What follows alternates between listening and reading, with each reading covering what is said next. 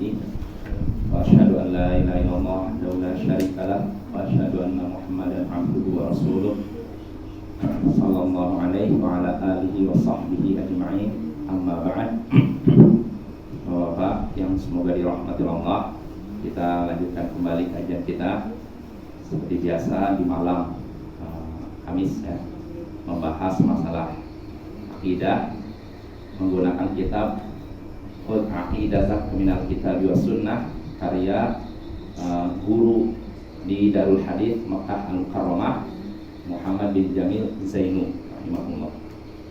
Jadi pada pertemuan sebelumnya kita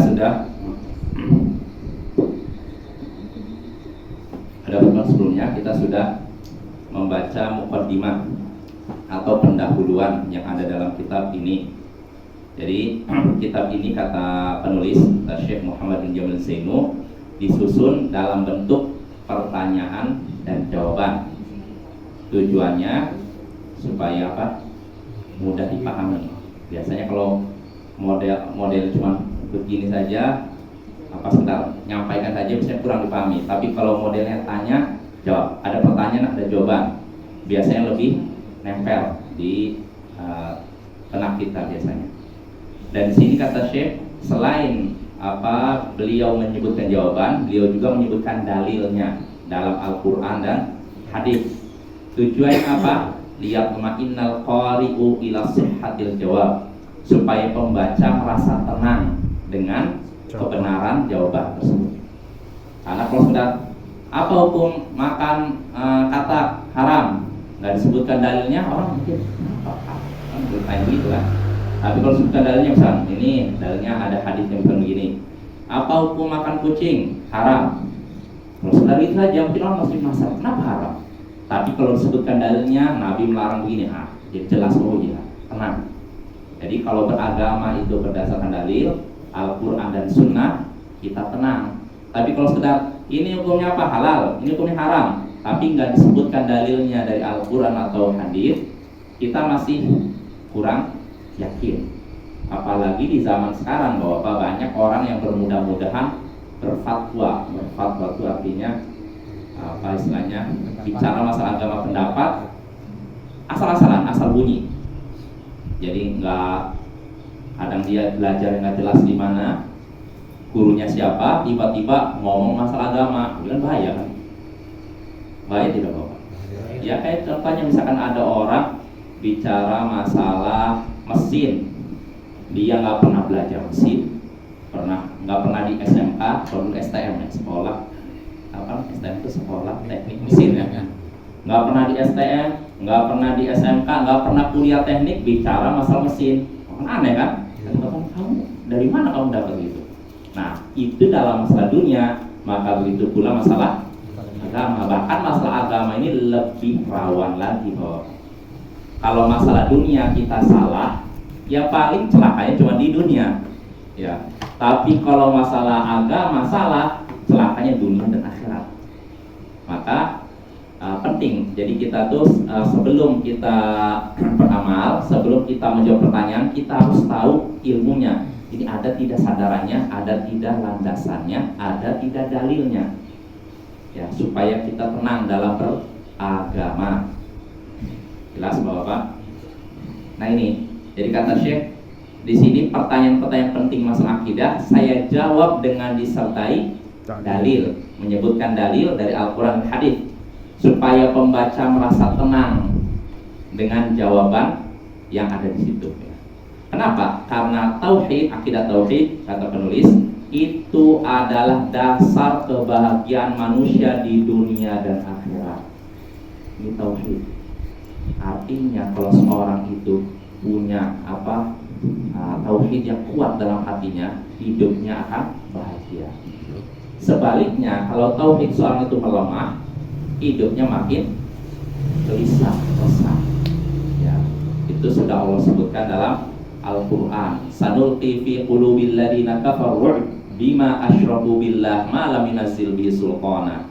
Kami akan melemparkan ke dalam hati orang-orang kafir ar-ru'b, itu rasa takut, rasa resah, gelisah. Kenapa? karena mereka menyekutukan Allah. Karena mereka berbuat syirik. Syirik lawannya tauhid. Artinya kalau tauhid seorang itu hilang, pasti akan ada rasa dalam hati gelisah.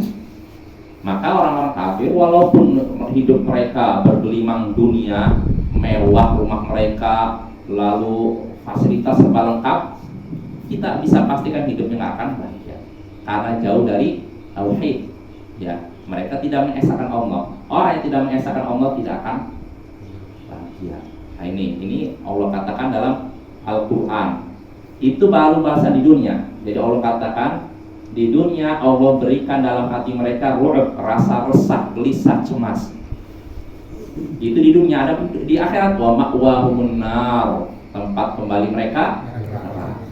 Rugi di dunia nggak bahagia, di akhirat apa? Bahagia. Kita jangan seperti itu ya. Seorang mukmin kalau misalkan disuruh milih, kamu milih bahagia di dunia atau bahagia di akhirat? Ya pergi di akhirat kan? Ya kan kalau milih. Tapi kalau kita nggak dikasih pilihan, maksudnya dunia akhirat. Tapi Bapak, kalau orang itu di dunia bahagia, insya Allah di akhirat bahagia. Ya, sebab seorang mukmin itu hidupnya di dunia antara sabar dan syukur. Dan inilah rahasia kebahagiaan seorang muslim. Rahasia kebahagiaan seorang muslim dua, sabar dan syukur. Maka yang disebutkan dalam Sahih Muslim, Nabi SAW sabda, ajaban li amril mu'min, inna amrahu kullahu lahu khair, wa laysa dzalika li ahadin lil mu'min. Sungguh menakjubkan perkara seorang mukmin, mengherankan, menakjubkan. Kenapa? Seluruh perkaranya baik orang mukmin itu. Kenapa? In asabatu sarra syakar fakana khairan lah. Kalau dia dapat nikmat, dia bersyukur, maka itu baik bagi dia. Wa in asabatu dharra sabar fakana khairan lah. Dan kalau dia mengalami musibah karena malapetaka, dia bersabar, itu juga baik. Dapat nikmat syukur, dapat musibah sabar. Ini dia kunci kebahagiaan. Makanya kata para ulama disebutkan oleh Imam Ibnu Qayyim, 3 tanda kebahagiaan seorang hamba itu 3. Tanda kebahagiaan seorang hamba itu ada 3. Tanda kebahagiaan seorang hamba itu 3. Kalau dia kena musibah, dia bersabar. Kalau dia dapat nikmat, dia bersyukur. Wa idza adnaba astaghfar. Dan kalau dia terjatuh dalam dosa, dia istighfar, minta ampun. Nah, ini rahasia hidup bahagia tuh. Enggak terlalu rumit, enggak terlalu susah. Jadi enggak perlu sebenarnya seminar sampai berhari-hari membahas tema bahagia. Dalam Al-Quran dan Sunnah sudah ada. Ya, kalau kita menggali Al-Quran, Sunnah, rumus bahagia itu mudah. Yaitu sabar, syukur, istighfar. Kalau kita berbuat dosa, langsung istighfar. Karena dosa itu pasti akan membuat hati gelisah. Pasti gitu. Maka rahasianya apa supaya hilang gelisahnya? Tobat. Ya, dengan tobat itulah kegelisahan dalam hati hilang. Maka kalau ada orang yang lari misalkan, katanya ngakunya bahagia tapi lari kepada minuman keras, lari kepada narkoba, lari kepada istilahnya clubbing atau diskotik seperti itu. Sebenarnya orang nggak bahagia, dia cari pelarian aja. Gimana saya supaya bahagia? Carinya ke situ. Anggap dia misalnya pakai narkoba, udah ngerasa fly. Nanti pengaruh obatnya habis gimana? Gelisah lagi kan? Nah itulah semua kayak gitu. Tapi kalau kita mau bersabar ketika dapat musibah, bersyukur ketika dapat nikmat, istighfar ketika dapat berbuat dosa, insya Allah nanti kita menang. Ya, itu berdasarkan dari dalam Al-Quran dan Sunnah dan hadis yang sudah disebutkan tadi. Ya, jadi kesimpulannya, tauhid inilah pondasi kebahagiaan seorang manusia di dunia dan akhirat. Lalu kata Syekh, saya mohon pada Allah agar menjadikan karya tulis beliau ini bermanfaat bagi kaum muslimin dan menjadikannya ikhlas karena Allah Subhanahu wa taala. Ya. Amin ya rabbal alamin. Ya, beliau berdoa, kita aminkan. Ya, karena penulis ini sudah meninggal sekitar 2007. Berarti sekitar berapa? 16 tahun lalu. Meninggalnya di Mekah ya. Di tempat paling baik di muka bumi. Bapak kalau mau cari tempat paling baik di muka bumi, Mekah dan Madinah. itulah tanah suci yang disepakati kaum muslimin. Adapun Palestina, ada sebagian orang yang mengatakan tanah suci, bukan tanah suci. Masjid Aqsa memang masjid yang utama, masjid yang punya keutamaan dalam Islam. Tapi kalau Palestinanya dikatakan tanah suci, tidak ada dalilnya. Yang jelas tanah suci itu Makkah dan Madinah. Jelas Bapak ya.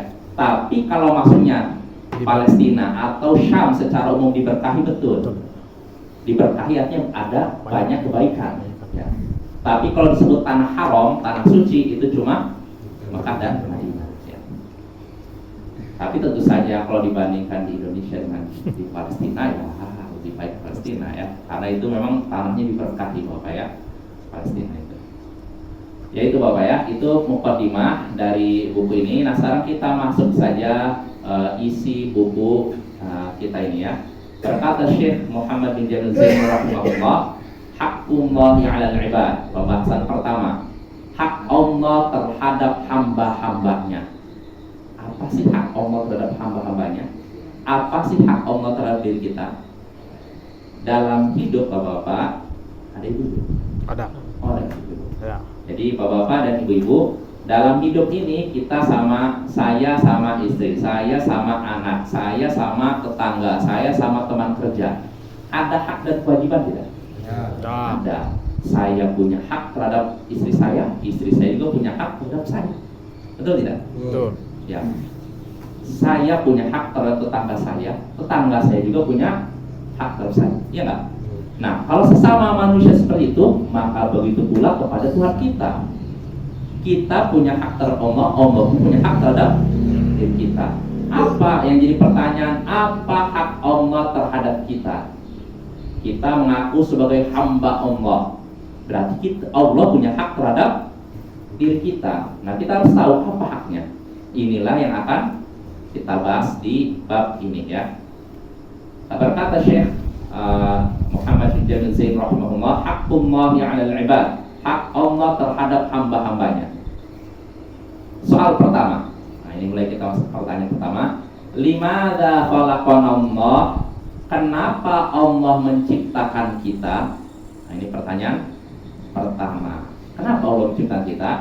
Ada jawab. Jawabannya khalaqana lina'budahu wa la nusyrika bi syai'an. Allah menciptakan kita agar kita beribadah kepadanya, pada Allah, dan tidak menyekutukannya dengan apapun. Nah, ini tujuan Allah menciptakan kita. Tujuan Allah menciptakan kita itu untuk beribadah kepada Allah, tidak menyekutukan Allah. Bukan tujuan Allah menciptakan kita hanya untuk makan, minum, terus kawin lalu mati. Karena kalau seperti ini sama seperti binatang. Manusia dibedakan dengan binatang. Ya, Bapak-bapak, kita harus tahu apa tujuan penciptaan kita. Jadi kita hidup tuh bukan seperti hewan yang sedang cari makan, cari minum, udah dapat kenyang, nah seperti itu. Ya, kita ada tanggung jawab. Tujuan penciptaan kita itu luhur. Beda dengan hewan, dengan tumbuhan. Allah menciptakan kita untuk tujuan yang mulia, yaitu beribadah kepadanya dan tidak menyekutukannya sedikit pun. Nah, ini kan pembahasan masalah apa? Dunia atau agama? Agama kan akidah kan? Berarti butuh dalil. Nah, apa dalilnya bahwa Allah menciptakan kita untuk supaya kita beribadah padanya? Kata Syekh, wa dalilu qaulu ta'ala fi surati Dzariyat. Dalilnya yaitu firman Allah Ta'ala dalam surat Az-Zariyat, surat 5 ayat 56. Wa ma khalaqtul jinna wal insa illa liya'budun. Tidaklah aku ciptakan jin dan manusia kecuali agar mereka beribadah kepadaku. Beribadah kepada siapa? Allah. Tidaklah aku ciptakan jin dan manusia. Semua jin dan manusia Allah ciptakan bukan cuma untuk makan, minum, bersenang-senang, tapi untuk beribadah kepada Allah. Nah, ini semua jin juga Bapak. Jadi jin juga sama seperti manusia. Mereka pun harus ibadah. Kalau tidak beribadah, disiksa. Jadi bukan cuma manusia saja. Jadi jin itu adalah hamba Allah juga. Maka jangan juga kita memperlakukan jin seperti Tuhan. Ketika mau nempati rumah baru, cari ayam, sembelih lalu kucurkan pojok rumah. Itu siapa itu? Jin. Itu udah beribadah pada jin. Jadi jangan perlakukan jin seperti Allah. Perlakukan jin hamba Allah. Makanya sikap kita kepada jin sama seperti sikap kita kepada manusia. Kita tidak boleh merendahkannya dan tidak boleh juga menyombongkan diri di hadapannya. Ya sama seperti manusia kan. Boleh nggak kita ada manusia, ada seseorang lalu kita rendahkan? Tidak. Boleh. Marah. Nggak boleh kan? Dan nggak boleh juga kita mau mengagungkannya seperti malaikat atau seperti Tuhan kan? Ya kan? Nah begitu pula jin. Jadi jangan sampai kita itu merendahkan jin, mencela jin, nggak boleh. Dan nggak boleh juga mengangkat jin seakan-akan seperti Allah, dikasih sesajen atau disembelihkan ayam, itu nggak boleh. Itu namanya udah menempatkan jin bukan pada tempatnya. Kita nggak boleh merendahkan jin dan tidak boleh juga melebihkan jin di luar atau di atas posisinya. Kalau merendahkan nggak boleh, sama seperti karena hamba Allah juga kan, nggak boleh seperti manusia nggak boleh kita rendahkan. Jadi seorang muslim itu selalu menjaga lisannya. Jadi nggak boleh dia bermudah-mudahan ngejek orang lain. Jangankan ngejek orang lain. Ibnu Mas'ud, seorang sahabat Nabi Ibnu Mas'ud pernah berkata, "Lau sakhiratu min kalbin la khasyitu an akuna kalban." Seandainya aku mengejek anjing, maka aku khawatir diriku berubah menjadi anjing. Padahal anjing kan hewan yang menurut kita kan hewan rendah apa sih? Menjijikan kan? Aku walaupun gitu lisan kita jangan bermudah-mudahan ngejek, ini anjing ini nggak boleh. Lihat tuh, ini sikap seorang muslim, adab seorang muslim jaga lisan. Kalau mengejek hewan yang seperti aja tidak boleh, apalagi manusia. Nah begitu pula jin, nggak boleh ngejek jin. Maka kalau ada orang yang ngejek jin lalu diganggu jin, jangan salahkan siapa-siapa. Iya, ya banyak orang kadang merasa hebat, mungkin mana jin, saya tidak takut jin. Banyak kejadian itu. Ada orang katanya, saya nggak takut jin, mana itu jin? Malam harinya dilihat ada tangan terbang, ada rambut teman. Jin terjadi, jin marah kan kayaknya, oh sombong sekali manusia ini. Iya, jin pun sama seperti manusia. Manusia kalau kita nih bapak, kalau melihat ada orang jalan petatang tenteng, menampakkan kayak so jago, senang nggak kita? Tidak. Nah begitu pula jin. Sama jin juga kalau ada manusia yang sombong itu nggak suka. Nah nggak boleh kita merendahkan jin dan nggak boleh meninggikan jin di luar di atas posisinya. Ya kita memberikan sesajen, menyembelih ayam dan semacamnya. Bahkan disebutkan dalam al-jin. Di situ kan dulu orang-orang jahiliyah, kebiasaan orang jahiliyah itu kalau singgah di suatu tempat yang sepi, mereka berkata, a'udzu bisayyidi hadzal makan, aku berlindung kepada penunggu tempat ini. Artinya tolong jangan ganggu saya ya, gitu. Ini kebiasaan jahiliyah. Tapi anehnya masih dipelihara sampai sekarang. Iya kan? Iya. Iya kan? Lewatin tempat sepi, bukannya doa kepada Allah, malah tolong ya jangan ganggu saya. Apa? Begitu. Dia hamba Allah juga, sama seperti Anda. Kenapa Anda takut seperti itu? Nggak boleh. Justru kalau kata seorang tabi'in Mas'ud atau Alqamah, jin itu lebih takut kepada kita daripada kita kepada jin. Sebenarnya jin takut sama manusia. Jadi disebutkan dalam kata Alqamah, kalau manusia singgah di suatu tempat, maka jin yang ada itu pelarian, takut. Tapi kalau orang yang singgah itu berkata, tolong ya jangan ganggu saya, jin yang sudah lari itu balik lagi. Wah ternyata pengecut dia, udah kita balik, diganggu akhirnya. Nah itu, artinya sikap kita kepada jin jangan takut berlebihan dan jangan pula merendahkan. Ya kita harus seperti hamba Allah. Kita menempatkan dia sesuai posisinya, tidak kita rendahkan dan tidak angkat secara berlebihan. Maka kembali lagi bapak-bapak dan ibu-ibu, jadi tujuan Allah menciptakan jin dan manusia agar beribadah pada Allah. Ya, bukan sekedar makan, minum, kawin, selesai. Maka kalau kita tahu tujuan penciptaan kita seperti itu, hendaknya kita mencurahkan kemampuan kita untuk beribadah. Loh Ustaz, berarti saya harus di masjid terus? Enggak juga. Loh berarti saya Ustaz harus di musola terus? Tidak juga. Seorang muslim itu Bapak Banyak yang keliru menganggap ibadah itu cuma di masjid, cuma di musola, cuma di surau. Dikiranya ibadah itu nggak bisa di kedai, nggak bisa di pasar, nggak bisa di sawah. Nah, ini menunjukkan dia nggak paham agama. Karena yang dibayangkan oleh orang yang awam ibadah tuh sholat, apa lagi? Baca Quran, terus apa lagi? Puasa. Hah? Puasa itu aja. Padahal ibadah itu lebih luas daripada itu. Syekhul Islam Ibnu Taimiyah menyebutkan dalam kitab Al-Ubudiyah bahwa ibadah itu ismun jami'un li kulli ma yuhibbuhu Allah wa yarda minal a'mali wal aqwal adh-dhahira wal batinah. Ibadah adalah kata yang mencakup segala sesuatu yang Allah cintai dan Allah ridhoi. Kata yang mencakup segala sesuatu yang Allah cintai dan Allah ridhoi, baik berupa perkataan maupun perbuatan, yang nampak maupun yang tersembunyi. Nah, ini ibadah. Segala sesuatu yang Allah cintai. Kalau itu Allah cintai, berarti ibadah. Segala sesuatu yang Allah cintai, baik berupa perkataan maupun perbuatan.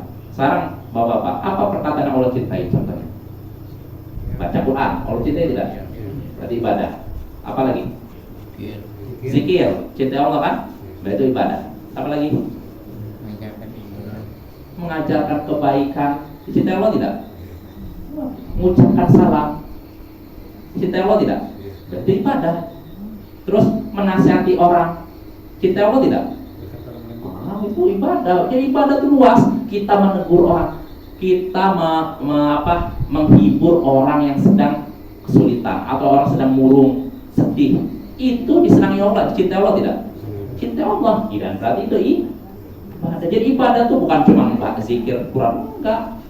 Ketika kita menghibur orang sedang sedih, itu ibadah. Bahkan sebutkan hadis, inna min afdhalil a'mal idkhalu surur ala qalbi akhikal mu'min. Termasuk amalan yang sangat mulia, sangat utama, sangat baik, yaitu memasukkan kebahagiaan ke hati saudaramu seiman. Kita menyaksikan saudara kita sedang murung, sedang sedih, mungkin banyak masalah. Kita dekati, apa kabar, gimana keadaan keluarga apa. Nah, setelah itu kita sedih, kenapa? Punya masalah apa? Oh gini, oh sabar ya, kamu semua. Kita bahagiakan, akhirnya dia senang. Nah, ini termasuk sebaik-baik amalan. Nah, berarti ibadah itu bukan cuma baca Quran, menghibur orang pun ibadah, Bapak. Tuh. Jadi kata Syekhul Islam, ibadah itu kata yang mencakup segala sesuatu yang Allah cintai dan Allah ridhoi, baik berupa perkataan maupun perbuatan. Perkataan tadi contohnya ya menghibur orang. Kalau perbuatan, contohnya apa? Ya, sholat ya kan, lalu zakat, lalu puasa, atau seperti menyingkirkan gangguan dari jalan. Ini juga dicintai Allah tidak? Cintai Allah. Bahkan sebutkan hadis dalam Sahih Muslim, wa tumitul adza 'anil tariq sadaqah. Engkau menyingkirkan gangguan dari jalan, ini sedekah. Sedekah artinya cinta Allah tidak? Berarti itu ibadah. Kita menyingkirkan gangguan jalan itu ibadah. Maka bahkan sebutkan dalam Sahih Bukhari dari Abu Hurairah, Nabi SAW pernah bersabda, laqad ra'aitu rajulan yataqallabu fil jannah fi syajaratin qata'aha min dhahri tariq kana tu'dil mu'minin, tu'dil muslimin. Sungguh kata Nabi, aku pernah menyaksikan ada orang bolak-balik di surga. Artinya dia keliling di surga, wow, menikmati surga itu. Gara-gara apa? Kata Nabi, gara-gara ada pohon di tengah jalan, lalu dia singkirkan. Pohon ini sudah mengganggu jalan kaum ini. Pohon singkirkan, bisa masuk surga.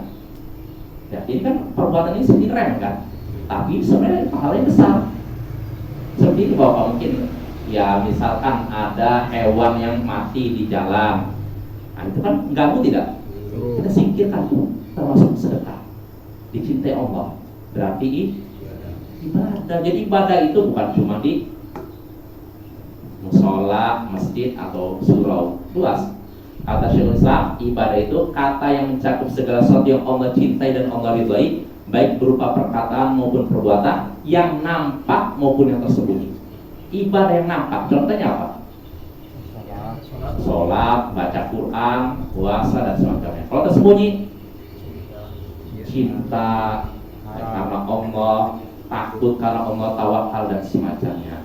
Artinya itulah ibadah luas ya, bukan cuman di musola atau masjid dan semacamnya. Maka kita jangan jadi orang sekuler yang katanya ibadah itu cuma di musola. Kalau di luar musola, luar masjid nggak ada ibadah. Nah, Islam itu mengatur segala sesuatu, dari urusan buang hajat sampai urusan atur rumah, dari urusan ngurus rumah tangga sampai ngurus negara. Maka jangan dipisah-pisahkan. Lalu apa ya? Jadi ibadah itu luas. Jadi bapak-bapak yang ada di tempat kerja bisa ibadah juga. Ketika bang saya kerja niatnya supaya menghidupi anak istri, ini hukumnya apa? Wajib. Kewajiban itu cinta Allah dan benci Allah. Cinta Allah berarti ketika seorang laki-laki mencari nafkah, dia sedang melakukan ibadah. Lihat tuh, kalau kita ngerti ini kan kita semangat kerja kan. Tapi kalau orang nggak ngerti ilmu, akhirnya ngeluh terus. Setiap kerja ngeluh terus, teman kerja saya begini, bos saya begini, anak bos begini, ngeluh terus. Padahal dia sedang ibadah sebenarnya. Kalau orang sedang ibadah jangan banyak ngeluh, harusnya kan kayak gitu kan. Nah itu ya, jadi kalau memang kita ini ngerti ilmu, jadi dalam semua gerak-gerik kita bisa bernilai ibadah, kerja ibadah.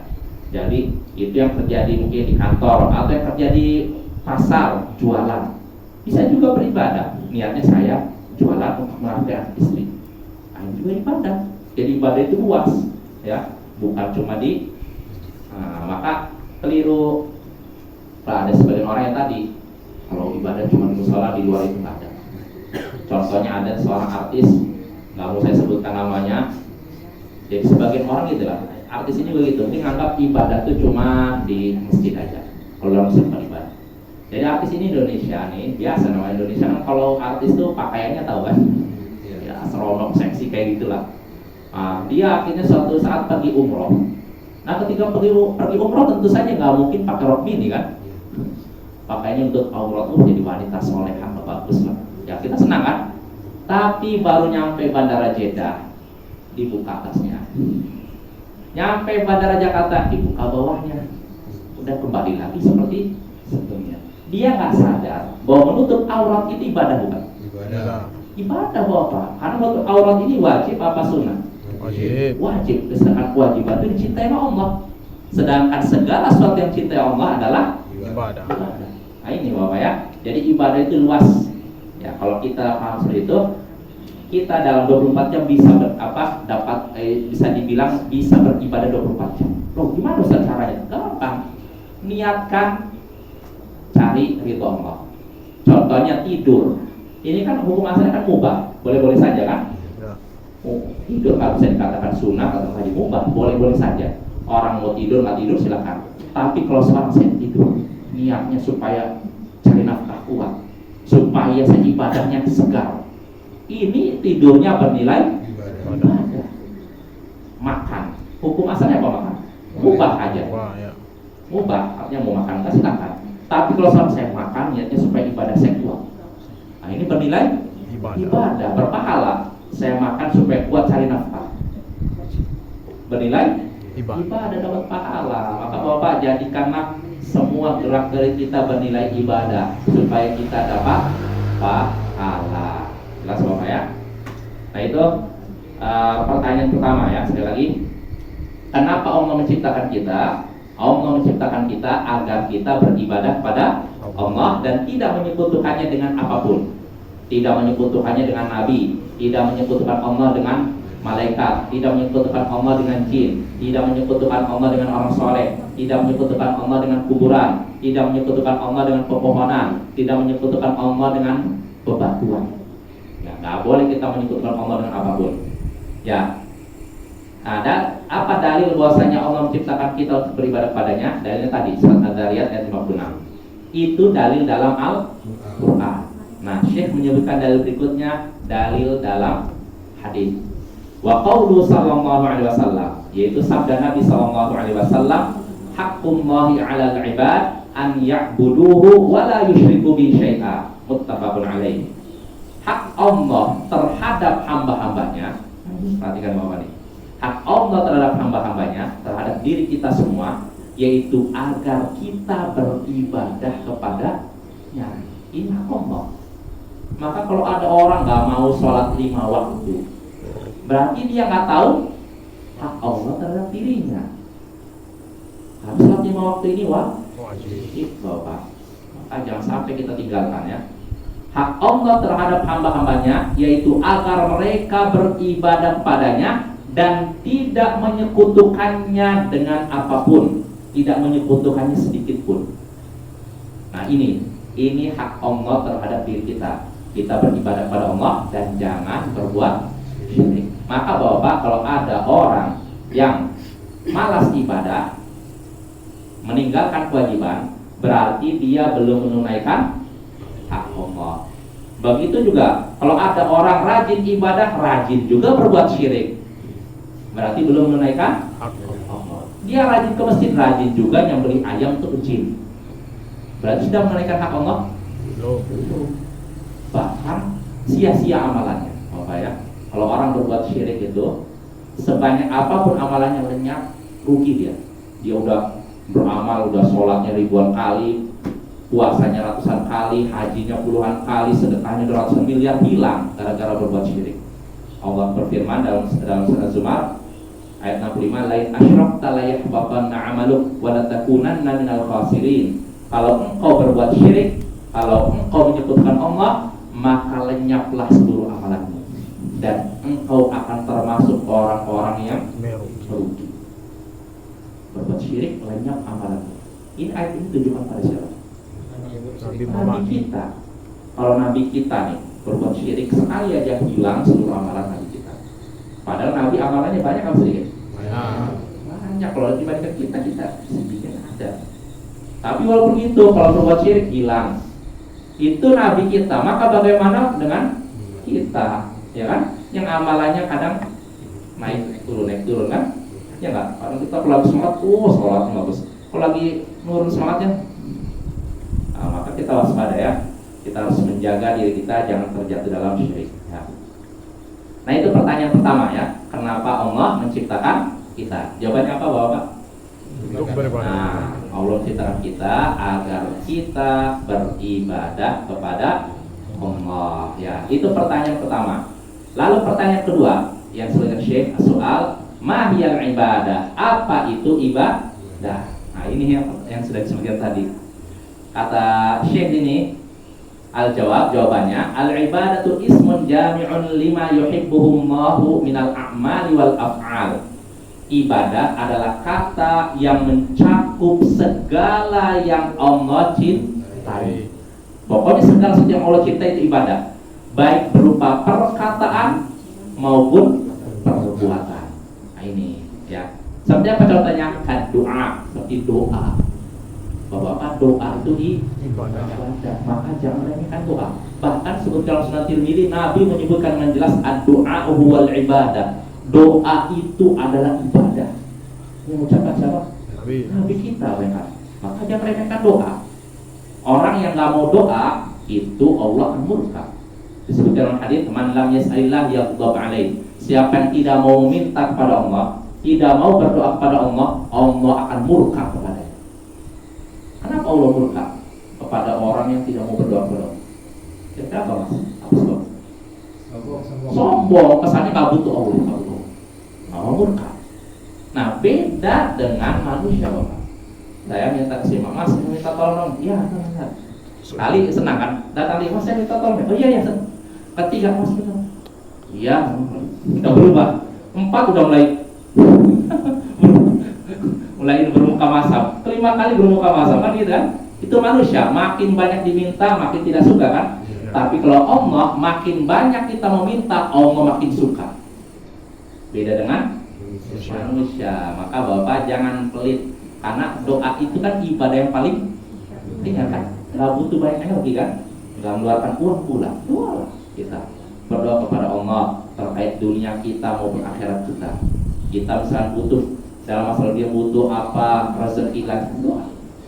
Kalau kita berdoa dengan yakin, Allah akan mengabulkan kita. Doa itu apa harus angkat tangan atau? Yang sunnah angkat tangan.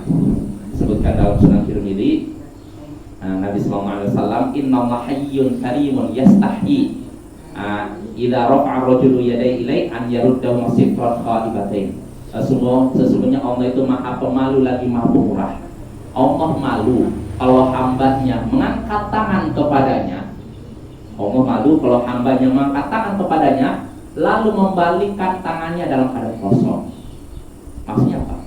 Allah malu kalau orang berdoa sampai angkat tangan lalu tidak dikabulkan. Artinya di antara sebab doa kita dikabulkan angkat tangan. Ini orang terutama lebih ribut lagi begini. Mungkin Bapak pernah lihat mungkin kalau di Ka'bah ada orang berdoa. Itu kalau doa sendirian, Ustaz. Iya sendirian. Gimana doa berjamaah itu gimana itu, Ustaz? Doa berjamaahnya kapan? Bersama-sama ada pemimpinnya tuh. Oh, kalau maksudnya dalam artian seperti salat istisqa itu ada. Salat istisqa Nabi pernah ketika khutbah Jumat beliau doa, atau ketika doa untuk meminta turun hujan, atau ketika apa lagi? Apa? Iya, ya artinya kalau memang kita butuh untuk doa, apa? Masalah. Artinya misalkan kita dalam momen yang terjadi kemarau, lalu kita mohon kepada Allah apa? Masalah. Jelas Bapak ya? Ya mungkin cukup sampai sini. Habis. Karena waktunya tinggal beberapa menit lagi habis. Insyaallah pada pertemuan berikutnya.